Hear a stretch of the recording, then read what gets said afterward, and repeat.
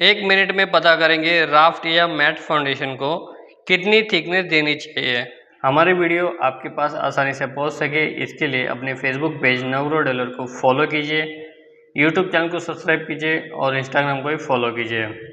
तो दोस्तों, जब भी आप राफ्ट फाउंडेशन बना रहे हैं या फिर मैट फाउंडेशन बना रहे हो तो आपको पता होना चाहिए उसका लोड क्या आने वाला है, एरिया क्या है, उसके हिसाब से आपको राफ्ट यानी कि मैट फाउंडेशन बनाना होता है। और उसकी थिकनेस कैसे कैलकुलेट की जाती है हम कैलकुलेट करके पता करेंगे। तो चलिए देखते हैं।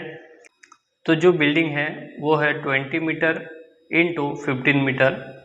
टोटल लोड है, इसे हम W कहेंगे और equal to 50,000 kilo newton. Soil bearing capacity है Q। अलो यानी कि allowable equal to 200 kilo pascal. तो चलिए हम कैलकुलेट करते हैं और राफ्ट यानी कि मैट फाउंडेशन की थिकनेस पता करते हैं। तो इसमें देखिए बहुत ही सिंपल है, तो फॉर्मूला यूज़ करना है, थिकनेस इक्वल टू W जो कि टोटल लोड है divide by Q allow into area. इसमें ये है लोड, टोटल लोड, ये है सॉइल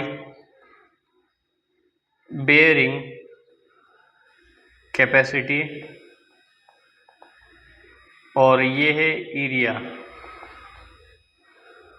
तो फॉर्मूला आपको पता होना चाहिए, total load divide by soil bearing capacity into area. तो ये आपको ध्यान में रखें। तो टोटल लोड कितना है वो है 50,000 डिवाइड बाय जो सॉइल बेयरिंग कैपेसिटी है वो है 200 किलो पास्कल इनटू एरिया में कैसे 20 इंटू 15 यानी कि विड्थ और लेंथ। तो यहाँ पर आंसर आता है दोस्तों 50,000 डिवाइड बाय 60,000।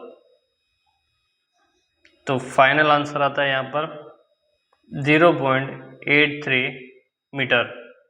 इसे हम mm में कन्वर्ट करेंगे, कन्वर्ट इन mm, तो आता है 830 mm। तो ऐसे आप जो राफ्ट और मैट फाउंडेशन है उसकी थिकनेस कैलकुलेट कर सकते हो। तो यहाँ पर मैं एक थंब रूल बताता हूँ आपको। अकॉर्डिंग टू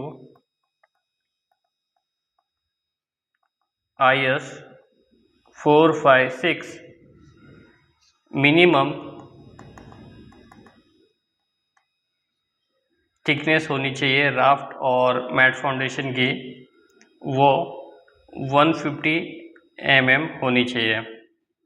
तो इतना आपको मिनिमम 150 mm राफ्ट या मैट फाउंडेशन की थिकनेस देनी चाहिए।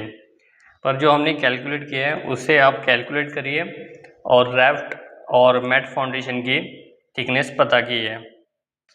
तो ऐसे सिंपल कैलकुलेशन और कॉन्सेप्ट सीखने के लिए, जानने के लिए अपने फेसबुक पेज नवग्रो डेलर को फॉलो कीजिए, यूट्यूब चैनल को सब्सक्राइब कीजिए और इंस्टाग्राम को भी फॉलो कीजिए।